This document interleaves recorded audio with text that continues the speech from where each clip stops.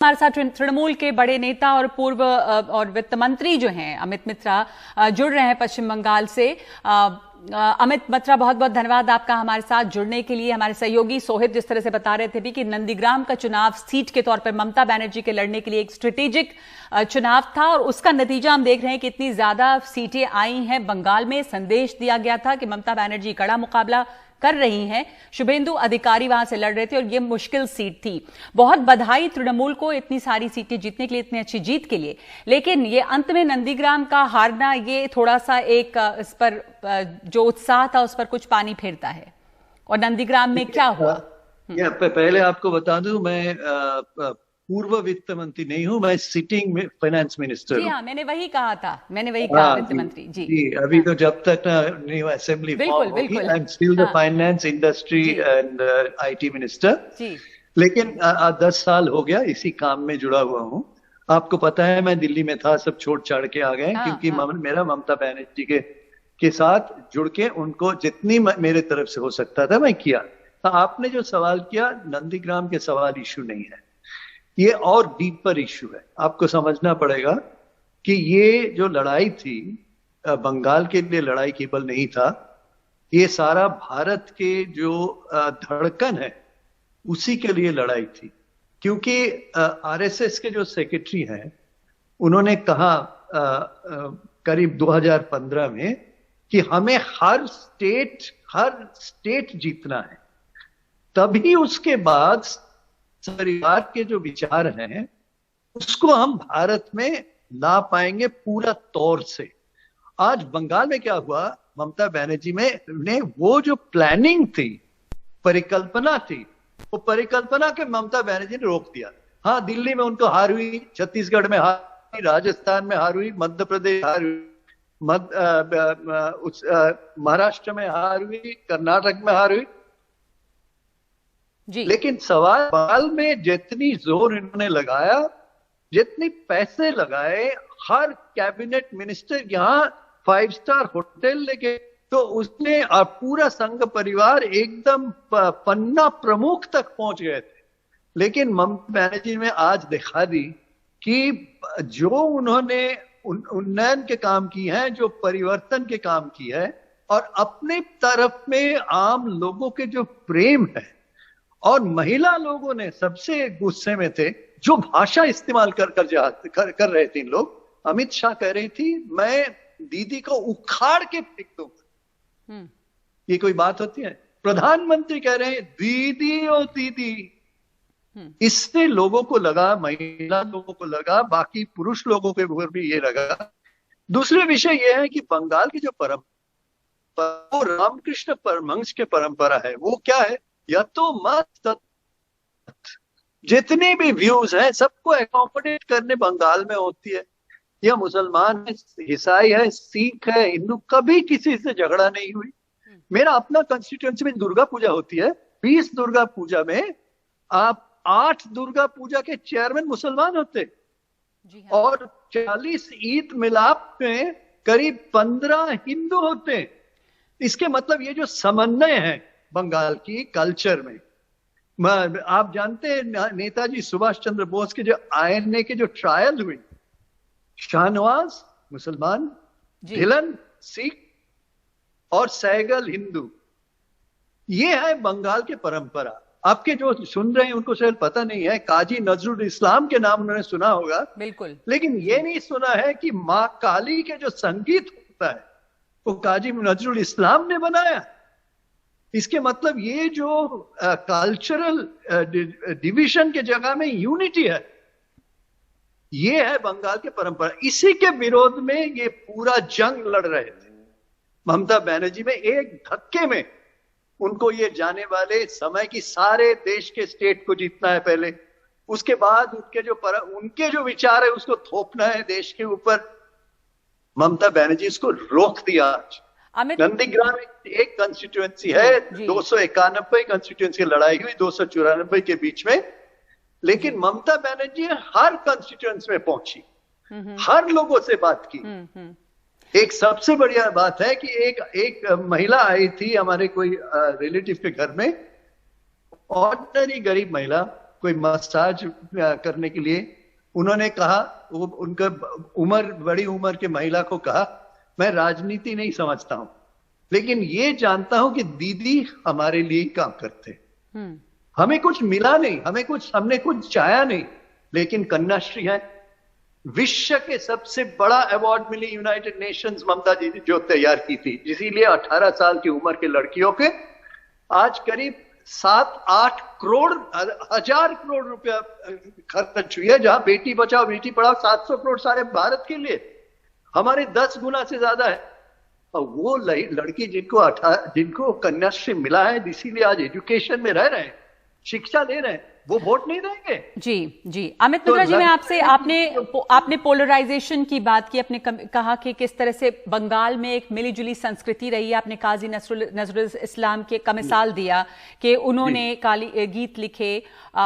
तो जिस तरह की संस्कृति वहां पर रही है, क्या बीजेपी का जो कैंपेन था उस संस्कृति के खिलाफ था? क्या आपको लगता है कि कम्युनलाइज करने की कोशिश थी? क्योंकि ममता बनर्जी पर और टीएमसी पर ये आरोप लगाते रहे हैं बीजेपी भी कि उन्होंने तुष्टीकरण की राजनीति की है माइनॉरिटीज को। देखिए, ये माइनॉरिटीज के सवाल ये है कि जब जो भी स्कीम ममता बनर्जी ने की, उसमें आप माइनॉरिटी मेजॉरिटी के फर्क नहीं ला सकते। कन्याश्री के जो लड़की जिसको मिल रहा है, वो मुसलमान है, ईसाई है, सिख है, हिंदू है, कोई फर्क नहीं पड़ता है। 18 साल उम्र, शादी नहीं की है, उनको कन्याश्री मिला है, जिसके वजह से वो आज ड्रॉप आउट रेट कम हो चुका है। ममता बनर्जी ने 1 करोड़ बाइसिकल दी है लड़कियों के, मेनली 80% लड़कियों की। उससे क्या हुआ? लड़कियों के ड्रॉप आउट रेट कम हुआ। वो क्या चुन चुन के मुसलमानों को दे सकती थी, या कोई सिखों को दे सकती थी, या हिंदू को दे सकती थी? नहीं। सो आप ये प्रोजेक्ट्स को देखेंगे ग्राउंड लेवल में, जमीन के धरती के ऊपर, तब देखेंगे कोई कम्युनल इशू है ही नहीं। इसको कम्युनल बनाने की कोशिश है। लेकिन मैं सोचता हूं कि बंगाल के लोगों ने उसके सही जवाब दे दिया, ठोस जवाब दे दिया कि यहां जो हमारे जो समन्वय है, जो एकता है, उसको आप तोड़ नहीं सकते। ये बंगाल के परंपरा है, रामकृष्ण के परंपरा है, विवेकानंद के परंपरा है, रविंद्रनाथ के परंपरा है, इसको आप तोड़ नहीं सकते। पर आप मानेंगे कि बीजेपी ने अच्छा प्रदर्शन किया, और अब जैसा प्रधानमंत्री ने ट्वीट किया, अमित शाह ने ट्वीट किया कि एक मजबूत विपक्ष के रूप में वहां पर लगातार आवाज उठाएगी बीजेपी, तो उनकी जो सीटें आई हैं जहां वो पहले थे उसके मुकाबले उन्होंने काफी अच्छा प्रदर्शन किया है। तो कुछ तो बातें हैं जो कि लोगों को अपील की हैं, वहां पर भी उनकी सीटें बढ़ी हैं। मेरा तो ये फीलिंग है, देखिए, जिन्होंने उनको वोट दिए हैं वो गणतांत्रिक प्रजातांत्रिक अधिकार है, लेकिन धीरे धीरे उनको ये जो आज जो लहर आया है, जो उनके सामने है रिजल्ट से, उससे वो धीरे धीरे समझ जाएंगे कि गलत तरह के इंफॉर्मेशन उनके पास पहुंचा है। जैसे आपको उदाहरण दूं, अमित शाह जी ने आए यहां मीटिंग में कहे कि रविंद्रनाथ ठाकुर को शांति निकेतन में जन्म हुआ। आप बच्चे बच्चे को पूछ लेंगे, हाँ, वो बताएंगे कि जोड़ा शाखों के बिल्डिंग है कलकत्ता में, बहुत बड़ा खानदान, वहां रविंद्रनाथ बड़े हुए, वही उनके जन्म होने के सवाल ही नहीं। शांति निकेतन बहुत बाद में बनी जी। तो धीरे धीरे क्या होगा, ये जो जिन्होंने भी उनको वोट दिया है, जिस कारण भी जब उनको प्रजातांत्रिक अधिकार है, लेकिन धीरे धीरे जब पूरा इंफॉर्मेशन उनको आएगी, जब उनको समझ में आ जाएगी कि ये समाज को तोड़ने वाली बात है, डिवाइड करने वाली बात है, मेरा तो लगता है जिसको आज मजबूत कह रहे हैं अमित शाह जी, वो मजबूती चला जाएगा, क्योंकि उन लोग धीरे धीरे अपना मन से अपने आप जांच करेंगे जी कि उन्होंने सही वोट दिया, ये आने वाले दिनों में ममता बनर्जी के पास वापस जाए। जी जी, अमित मित्रा जी, आप वित्त मंत्री हैं, पार्टी के बड़े नेता हैं। बहुत सारे बड़े नेता इस दौरान, चुनाव के दौरान पार्टी छोड़कर गए। अब जाहिर है कि बहुत ज्यादा अब दिख रहा है ये कि जो नतीजे आए हैं, नुकसान नहीं हुआ पार्टी को, पर वो समय था जब तंज हो रहा था, टॉन्ट हो रहा था, कटाक्ष हो रहे थे कि ममता दीदी अकेले रह जाएंगी, इतने लोग पार्टी छोड़कर गए। जो उससे पार्टी को, जैसे शुभेंदु अधिकारी ही पार्टी छोड़कर गए, तो उससे एक डेंट रहा टीएमसी को। यहाँ पे बीजेपी के पास पूरी एक बैटरी थी लीडर्स की, बड़े बड़े नेता अलग अलग जगहों से आए। ममता बनर्जी यहाँ पर एक अकेले स्टार कैंपेनर रही अपनी पार्टी की। हालांकि प्रशांत किशोर का आना, उससे बहुत सारे बड़े नेता भी नाराज रहे। तो क्या आपको लगता है इससे क्या नुकसान हुआ, क्या फैक्टर्स रहे, क्या इमोशनल कनेक्ट ममता बनर्जी का रहा, उनको इस दौरान चोट लगी, उनके ऊपर कुछ कटाक्ष भी किए गए, जैसे प्रधानमंत्री की बात आपने की, जैसे दिलीप घोष ने कहा उनकी चोट दिखाने को लेकर कि वो चोट अपनी दिखा रही हैं, इन सब चीजों से महिला वोट्स कंसोलिडेट हुए, इमोशनल भावनात्मक रूप में लोग उनके साथ और जुड़े, आपको लगता है कि इसका फायदा ज्यादा हुआ और जो लोग छोड़कर गए उससे कोई खास फर्क नहीं पड़ा? देखिए, जिन्होंने छोड़ के गए आप उनको हिसाब किताब लीजिए। एक है उनमें से जो हमारे मंत्री थे जो छोड़ के गए, वो सबसे ज्यादा वोट से जीते थे 2016 में, 1 लाख से ज्यादा वोट से जीते थे। वो आज हार गए जी। इसके मतलब क्या है? जब ममता बनर्जी से दूर चले गए, लोगों ने उनको गद्दार के तरह देखने लगे। उनके रिकॉर्ड देखिए, जिन्होंने छोड़ के बीजेपी गए हैं उसमें से 10-15% जीते हैं, बाकी सब हारे हैं। क्यों हारे हैं? क्योंकि लोगों ने समझ गया ये गद्दार है, ये आज सब चीज लिया है, 10 साल मंत्रित्व है और भी कुछ लिया होगा। अचानक जब लगा उनको कि हो सकता है बीजेपी जीत जाए तो उस तरफ गए। दूसरे सवाल आपने किया कि उन्होंने वो आके यहां बड़े बड़े मीटिंग्स किए। सवाल यह है कि लोग पूछते हैं क्या मोदी जी यहां चीफ मिनिस्टर बनेंगे, अमित शाह जी यहां होम मिनिस्टर बंगाल के बनेंगे? कुछ नहीं बनने वाले हैं। ये जो चिड़िया आते हैं वो आपके जब एक समय विदेश से आ जाते हैं, उसके बाद चले जाते हैं। ये आए हैं, बोलेंगे, चले जाएंगे। उनके नेतृत्व कौन है?